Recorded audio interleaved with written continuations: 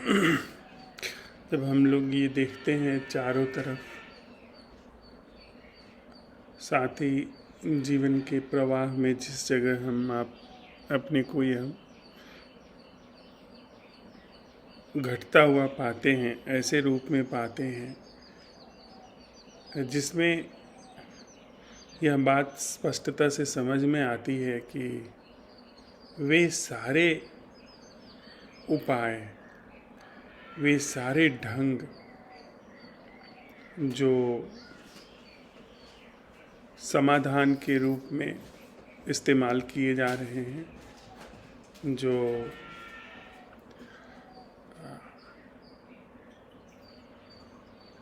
किसी सिद्धि के लिए इस्तेमाल किए जा रहे हैं, वो ट्रैप्स हैं।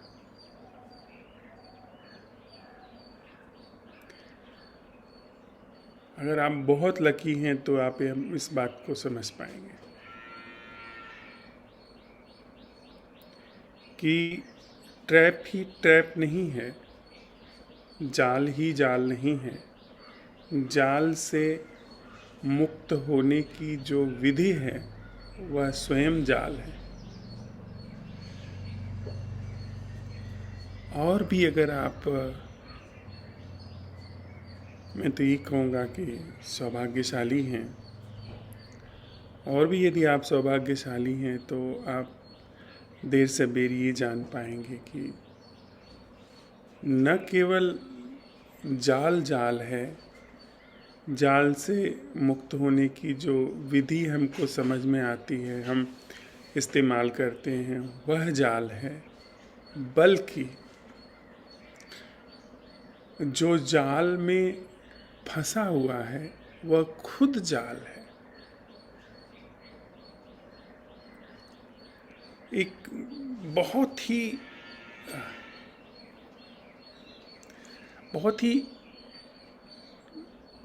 जटिल और बहुत ही गहरी कॉन्स्पिरेसी है ये षड्यंत्र। तभी तो क्रैक नहीं होता ये।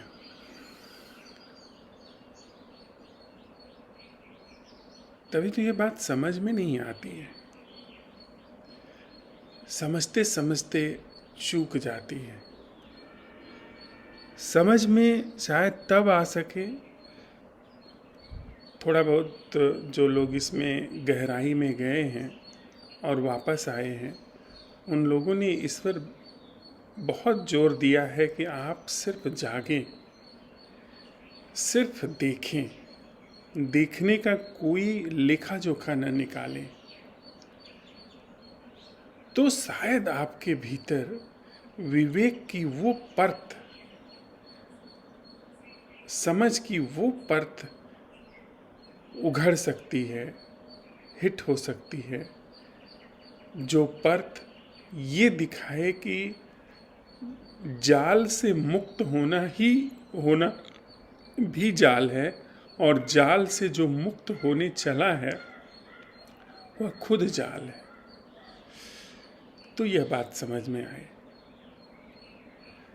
हम आप चर्चा कर रहे हैं, एक व्यक्ति है जो आपसे कह रहा है, आप एक व्यक्ति हैं जो सुन रहे हैं, वह एक व्यक्ति है जो आपको बता रहा है कि आपके जीवन में दुख है, भय है, चिंता है, उलझन है, दुविधा है। आप भी सुन रहे हैं, हाँ, दुविधा है, उलझन है, भय है। वह कहता है कि देखिए, भय, दुख, उलझन, दुविधा, इनसे मुक्त होने का उपाय है। अब यह जो व्यक्ति कह रहा है कि दुख से, उलझन से मुक्त होने का उपाय है, इसका नैरेशन, इसकी जो व्याख्या है वो, और जो व्याख्या आपके भीतर प्रचलित हो रही है दुख से मुक्ति की, वो, ये दोनों नैरेशन, साथ ही वह जो व्यक्ति सुन रहा है, जो व्यक्ति समझ रहा है कि हाँ, ऐसा ऐसा करने से मुझे दुख से मुक्ति हो जाएगी, उस व्यक्ति का पूरा स्ट्रक्चर, ढंग, वह भी जाल है। और हो सकता है कि यह व्यक्ति जो बहुत अच्छी तरीके से दुख का नरेशन कर रहा है वह स्वयं ही जाल का हिस्सा हो।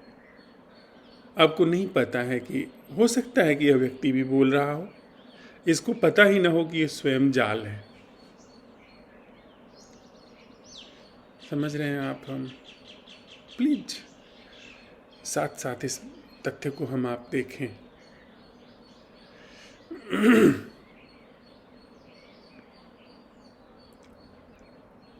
लाखों करोड़ों लोग बातें कर रहे हैं,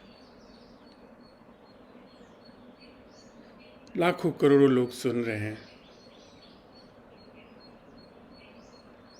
लाखों करोड़ों लोग अभ्यास कर रहे हैं या नहीं अभ्यास कर रहे हैं। अगर वास्तव में इस तरीके से अभ्यास करने से, इस तरीके से चलने से मुक्ति संभव है तो दुनिया ऐसी ना होती, लोग ऐसे ना होते। गहरा ट्रैप है। इसलिए एक अचूक दृष्टि पैदा होती है जो सबसे पहले उसको सामने रखती है जो जाल में बंधा हुआ है।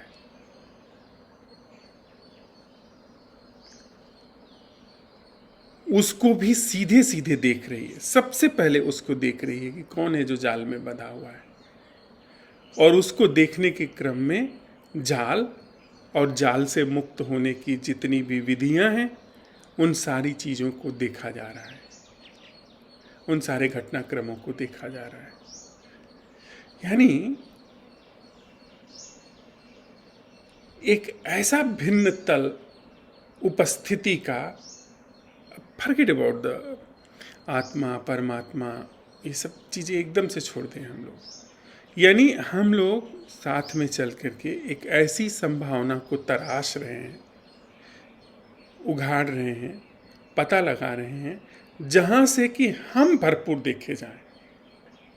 और वो संभावना हम ऐसा भी नहीं कर रहे हैं कि कोई दूसरा देख रहा है, यह भी नहीं कर रहे, और हम ऐसा भी नहीं कर रहे कि हम देख रहे हैं। न मैं देख रहा हूं, न किसी दूसरे को कह रहा हूं कि वो देख रहा है। सिर्फ हम ये कह रहे हैं कि क्या ऐसा दिखाई पड़ना संभव है, न किसी और का। क्योंकि आप सहज होकर बैठ जाइए, लगातार हिलिए मत। यानी ऐसा देखना क्या संभव है जिसमें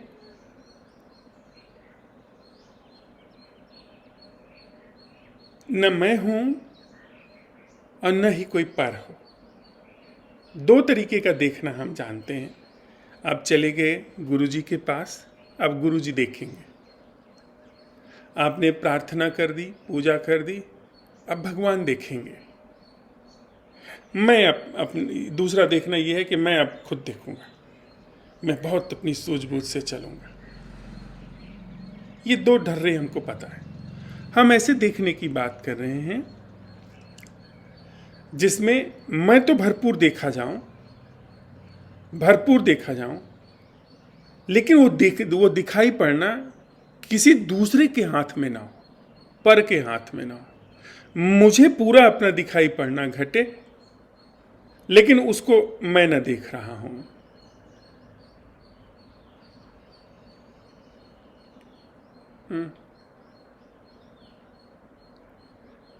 हम ये इस संभावना को तलाश रहे हैं। हमको नहीं पता कि ऐसी कोई संभावना होती है या नहीं। हम अपने भीतर जिसे हम सवाल उठाना कहते हैं, वो एक ऐसा बेलचा है, ऐसी गैंती है, एक ऐसा फावड़ा है जो उस दीवार पर चोट करता है कि ऐसी संभावना है कि नहीं अस्तित्व में। अस्तित्व की गुहा में वो इस तरीके से चला रहा है कि भाई ऐसा हो सकता है या नहीं हो सकता। जैसे संग तराश जब पत्थर पर छेनी हथौड़ी चलाता है तो वो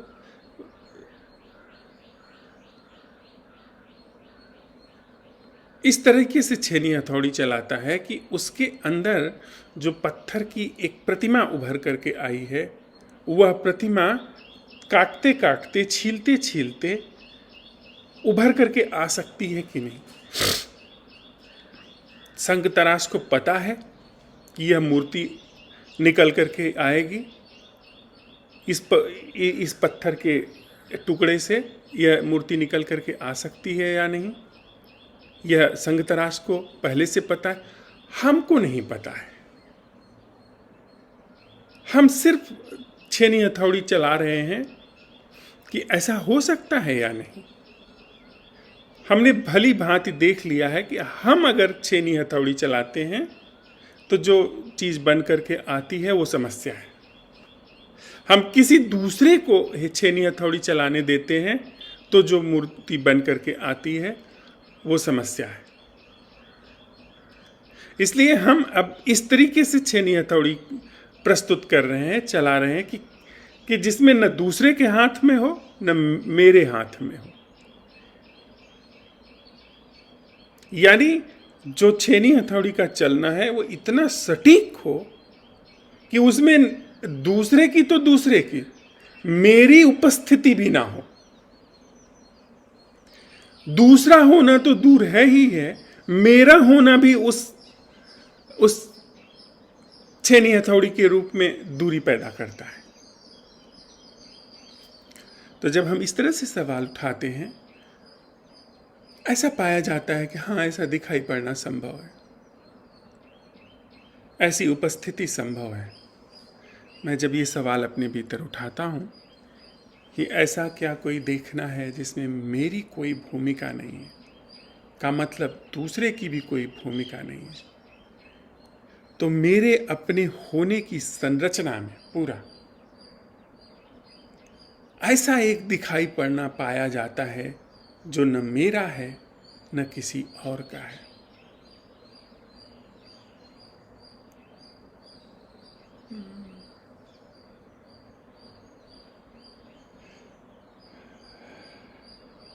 उस देखने से, उस दिखाई पड़ने से जाल के तार टूटते पाए जा रहे हैं और कोई उपाय नहीं।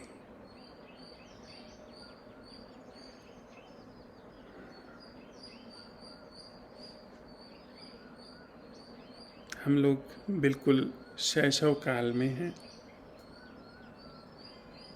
प्लीज़ इस बात को गौर से समझिए।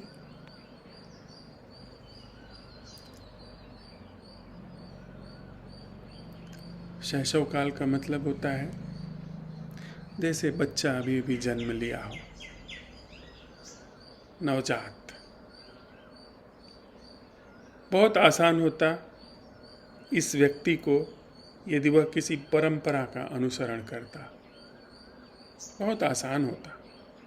लेकिन वह किसी, अभी हम बात कर रहे थे ना कि जाल को काटने के लिए किसी दूसरे जाल का आमंत्रण हो जाता। मैं यहाँ पे चित्र लगवा देता, भीड़ लग जाती। यहाँ मैं मूर्ति पूजा करवाना शुरू कर देता, बहुत आसानी से लोग कनेक्ट कर पाते हैं। यहाँ पे मैं कोई गतिविधि नहीं रखता, हिप्पियों की भरमार लग जाती। बहुत लोग अपनी अपनी मनमानी से अपना अपना डफली, अपना अपना राग कर रहे होते। तेजी से लोग यहाँ आते हैं, वो कोई कनेक्ट नहीं कर पाते हैं, कोई कनेक्शन नहीं पाते हैं कि वास्तव में यहाँ किस चीज़ से कनेक्ट करें। कोई हुक नहीं पाते हैं जिससे वो पकड़ें। न यह पारंपरिक है, न यह गैर पारंपरिक जगह है, न यह कम्यून है, न यह आश्रम है, और न ही यह किसी की व्यक्तिगत संपत्ति है। धरती पर यह अपने तरीके का एक अनूठा प्रयोग है। यहाँ पर इस बिंदु से अगर आप देखें जो अभी हम आप चर्चा कर रहे हैं, तो आपको इसकी पूरी जो फाउंडेशन है उसका पता चलेगा। न यहाँ पर डूज हैं, न यहाँ पर डोंट्स हैं, और न यहाँ पर मनमानी है। क्योंकि हमारी अंतर्दृष्टि में यह बात स्पष्ट है कि जाल तो जाल तो है ही, हम सब की खोपड़ी में जाल है। हम सब लोग भटके हुए हैं, हमको नहीं पता है कि सच क्या है। उसके जाल को काटने के लिए जितनी भी कैंचियाँ निर्मित की गई हैं, यानी हमारी बुद्धि जितनी कैंची बताती है जाल को काटने के लिए, एक्चुअल में वो कैंची एक तरफ से जाल काटती सी दिखाई पड़ती है, पीछे पीछे जाल बुनती भी जाती है।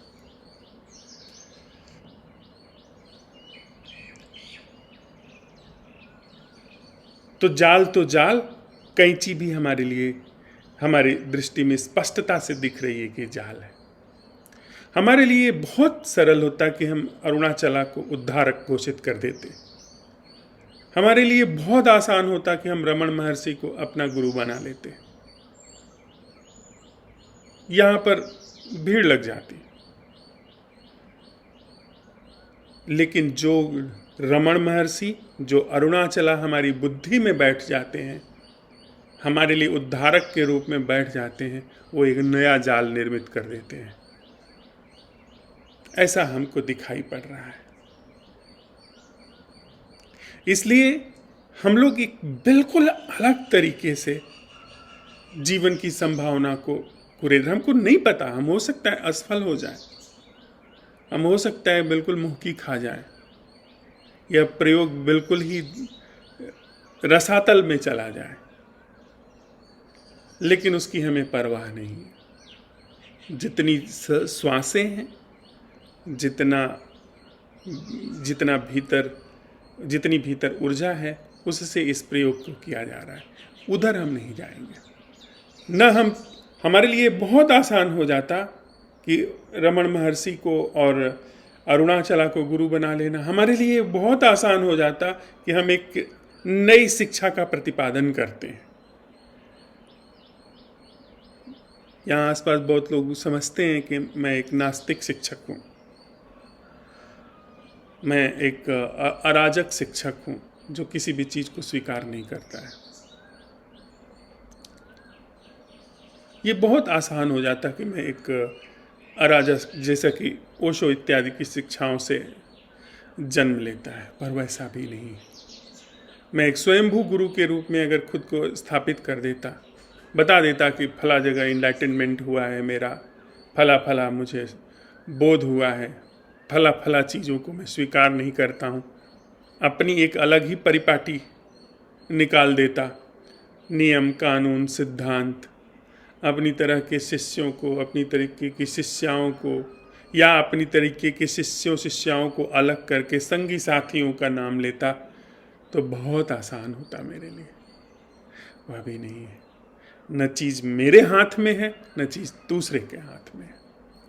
न रास्ता मेरे पैरों के नीचे है, न रास्ता दूसरे के पैरों के नीचे है।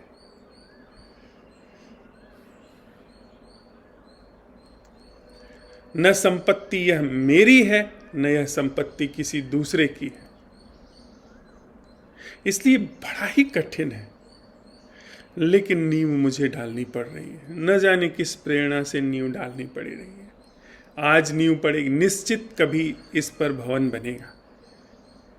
हो सकता है कि मेरे जीवन काल में बने, हो सकता है कि हजारों वर्ष बाद, लेकिन एकमात्र यही पूरी मनुष्य चेतना के लिए रास्ता है, और कोई रास्ता नहीं है मानव चेतना के लिए।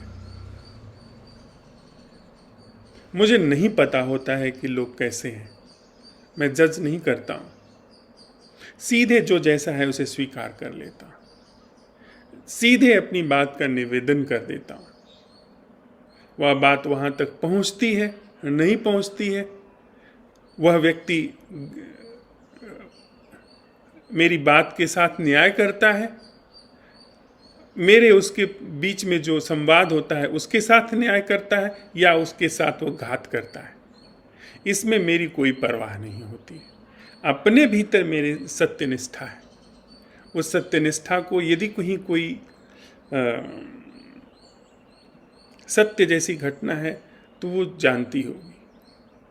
अन्यथा मुझे इस बात की परवाह नहीं है, न भय है कि आने जाने वाले लोग किस हुक से आते हैं। कुछ लोग हुक से आते हैं कि यहाँ पर कोई पारंपरिक चीज़ है, कोई यहाँ गुरु बैठा है तो उसके साथ में मेरा हुक बैठ जाएगा। ऐसा भी नहीं है, वह निराश होगा क्योंकि यहाँ कोई गुरु नहीं बैठा है। यहाँ की पूरी संरचना में देर सबेर वो समझेगा कि वो छला गया, लेकिन मेरी तरफ से नहीं, वो अपनी तरफ से छला गया, क्योंकि सच में यहाँ कोई गुरु नहीं है। यहाँ कोई एक हुक लेकर के आता है जो समझता है कि यहाँ पर वह अपनी स्वायत्तता स्थापित करता है। स्वायत्तता स्थापित करेगा, निश्चित रूप से वो छला जाएगा। किसी की स्वायत्तता, किसी की मनमर्जी यहाँ स्थापित नहीं हो सकती है। कि कोई अपने हाथ में नियंत्रण लेकर के इस जगह को, या यहाँ एक जो छोटी सी गतिविधि शुरू हुई है उस पर अपना प्रभुत्व स्थापित नहीं कर सकता है। तो जब वो निराश होगा प्रभुत्व न स्थापित करने पर, तो वो समझेगा कि उसके साथ में घात हुआ है, तो वो प्रतिघात करेगा। ये बातें मुझे पता है। पता का मतलब ये बातें चलते चलते सामने आती हैं, और मैं ऐसा समझता हूँ कि यही दो तरीका मानव चित्त जानता है, ये दो ढंग जानता है। या तो गुरु बना लो, या तो अपनी मर्जी से चलो। जाल को या तो खुद काटो या दूसरे से कटवाओ, यहाँ दोनों चीजें नहीं हो रही। इसलिए मतलब प्रयोग के धरातल पर चलते चलते मुझे यह बात समझ में आई है कि तब जब मेरे चित्त में किसी भी धर्म अध्यात्म की अवधारणा नहीं है, साथ ही किसी दुनियादारी की अवधारणा नहीं है, और मैं उस चीज़ को अवसर दे रहा हूँ जो कि इन दोनों घटनाओं से न्यारी है, बहुत घात होंगे और बहुत लॉयल्टीज़ भी आएंगी।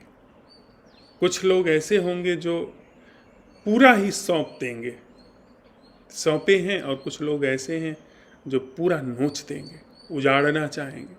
आदमी की प्रवृत्ति ऐसी है कि जब उसको चीज़ नहीं समझ में आती है तो वो घोषित करवाना चाहता है और लोगों से कि यहाँ पर सच नहीं है।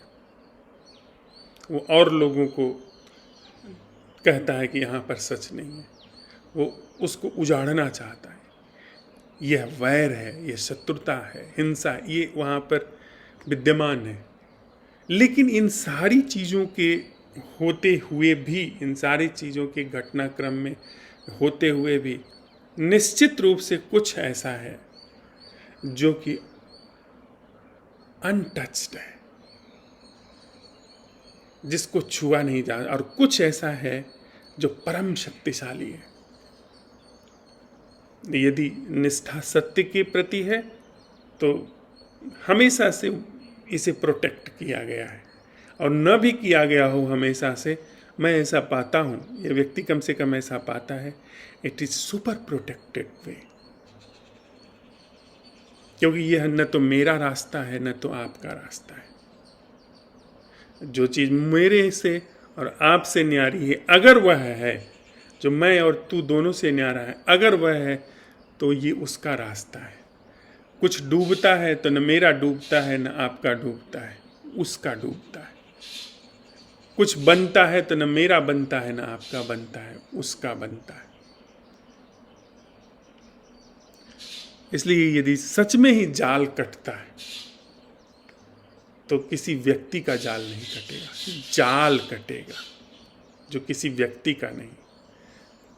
पुराने लोग कहते हैं माया ब्रह्म, तो माया छटती है, किसी की माया नहीं छटती है। ब्रह्म उद्घाटित होता है, किसी का ब्रह्म उद्घाटित नहीं होता है। तो जब हम आप सवाल उठा रहे हैं चलते हुए, ये सब कुछ जो हम आप जहाँ भी हैं अपने जीवन में भी पा रहे होंगे, हम सब लोग भी यहाँ पर चलते हुए रहते हुए देखते हैं, संबंधों को देखते हैं, उसकी चालाकियों को देखते हैं, उसके फरेबों को देखते हैं, उन सब में चलते हुए, जीते हुए उस तरफ से रास्ता बना रहे हैं। और जब आपके जीवन में कोई छल करता है, कोई घात करता है, तब आप समझिए कि मानव चेतना के उस मानव चेतना में उस दीवार में आप रास्ता बना रहे हैं, जो जिस दीवार को अभी तक कभी छूने तक का साहस नहीं किया गया था। मतलब उस ढंग से आप उस ढंग को तोड़ रहे हैं जो ढंग पहले से स्थापित था कि नहीं, ये तो सच्ची है, ये तो मुक्ति का मार्ग है, और जबकि वो जाल है, वहां हम रास्ता बना रहे हैं। हम तथाकथित मित्रता पर रास्ता बना रहे हैं, तथाकथित गुरु शिष्य के ढंग जो पहले से स्वीकृत थे पर थे जाल, उसमें रास्ता बना रहे हैं। हम तथाकथित प्रेम जो कि पहले से स्वीकृत थे, जिस पर कोई संशय नहीं होता था, उधर से भी रास्ता बना रहे हैं। हमारा काम निश्चित दुरूह है, लेकिन न हमने इस रास्ते को अपने भीतर कस्टमाइज किया है, अपने भीतर घटता हुआ पाया है। तो इस रास्ते का योगक्षेम भी जिसको करना होगा, अगर कुछ है सत्य है तो होगा, नहीं है तो नहीं होगा। आप अपने जीवन में जांचिए, परखिए, मांझिए। यदि यह मार्ग सत्य है, मुझ पर निष्ठा नहीं, खुद पर निष्ठा नहीं, यदि यह मार्ग सत्य है तो जीवन में मुक्ति होगी, अपने से मुक्ति होगी। कहने वाले लोग कहते हैं कि सत्य मुक्त करता है, हमारा आपका प्रयास नहीं। अगर यह मार्ग सच है, अगर आपको साहस है, अगर आपकी निष्ठा अन्य मार्गों से भंग है जिसमें दूसरे को हाथ में कमांड दी जाती है, अगर आपकी निष्ठा भंग है जिसमें सारी कमांड अपने हाथ में ली जाती है, उसको भली भांति आपने परख लिया है, उस जाल को देख लिया है, तो यह नया मार्ग है, यह नव पथ है। इसमें रास्ता दिखेगा, खुलेगा। अड़चने आएंगी, आनी भी चाहिए। जो एक राजपथ जैसा दिखाई पड़ता है, पुराना ढंग, वह दिखाई पड़ता है इसलिए वो रास्ता है, यह बात सच नहीं है। राबिया ने यही बात कही लोगों से कि जो रास्ता बहुत तेजी से दिखाई पड़ता है, जहाँ पर बहुत उजाला दिखाई पड़ता है, सुई वहाँ हो, यह बात सच नहीं है। सुई वहाँ खोजनी पड़ेगी जहाँ पर सुई गुम हुई है। वहाँ खोजने पर सुई नहीं मिलेगी जहाँ पर बहुत ज़्यादा उजाला है। उजाला होने से क्या होता है, सुई वहाँ गुम होनी चाहिए। तो यदि 1000 लोग, लाख लोग हमारे आपके साथ में नहीं है, तो इसका मतलब यह नहीं है कि यहाँ सुई खोजी जाए। बहुत उजाला दिखाई पड़ता है तो इसका मतलब यह नहीं कि सुई वैसे खोजी जाए। सुई वहाँ खोजनी पड़ेगी जहाँ वो गुम हुई है। तो जहाँ गुम हुई है वहाँ आपको अकेले जाना पड़ेगा। 2-4 संग साथ हमारे आप जैसे अगर हो जाते हैं, अच्छी बात है, नहीं तो जाना आपको अकेले पड़ेगा, झोंकना खुद को पड़ेगा। कोई संगी साथी नहीं भी हो सकता है, नदी नाव संयोग है। अपने भीतर इस चीज़ को रखिए। यात्रा न जाने कब तक चलने वाली है, कब खत्म होने वाली है। अपने हृदय में इसको रखिए। कौन संगी साथी होगा आपको नहीं पता। जन्म जन्मांतर की यह बात है, जन्म जन्मांतर की दृष्टि है।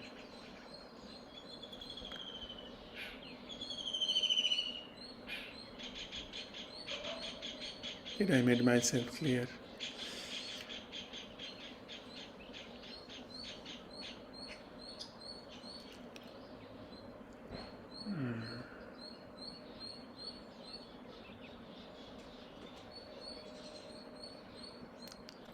कोई सवाल है किसी का?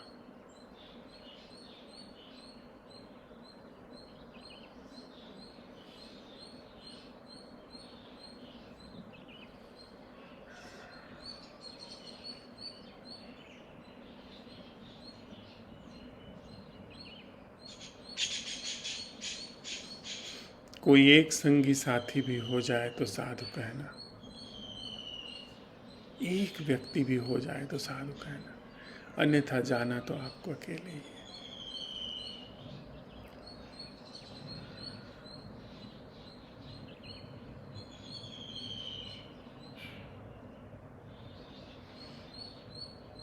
सारी दुनिया होनी ही है इस रास्ते के विपरीत, क्योंकि आप देखेंगे कि दुनिया या तो खुद जानना चाहती है या दूसरे से जनवाना चाहती है। उसके अतिरिक्त दुनिया का कोई और ढंग आँख में नहीं है, और वो सब पिटे पिटाए ढंग है। साधु।